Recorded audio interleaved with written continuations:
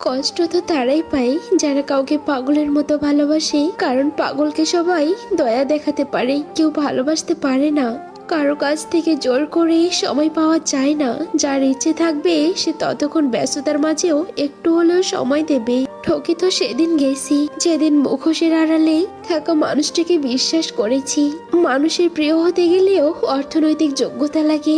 যার কাছে অর্থ নেই সে মানুষটা কখনো কারোর কাছে প্রিয় হয় না। কথাটা শুনতে খারাপ লাগলেও বাস্তব। তোমার মিথ্যে প্রতিশ্রুতি আমাকে কষ্ট দেয়নি, কষ্ট দিয়েছে তোমার নিখুঁত অভিনয়। ভুল যেমন মানুষকে শিখতে সাহায্য করে, ঠিক তেমনি কিছু আঘাত মানুষকে বদলাতে সাহায্য করে।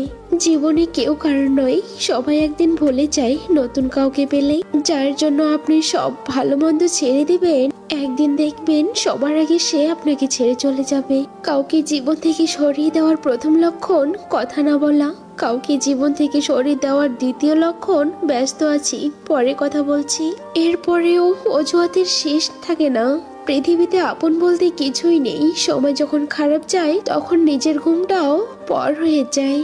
পৃথিবীতে সবচেয়ে বেঈমান হচ্ছে সময়, যা একবার চলে গেলে আর ফিরে আসে না। সবচেয়ে স্বার্থপর হচ্ছে সুখ, যা বেশি দিন থাকে না। সবচেয়ে আপন হচ্ছে কষ্ট, যা সবসময় কাছে থাকে না।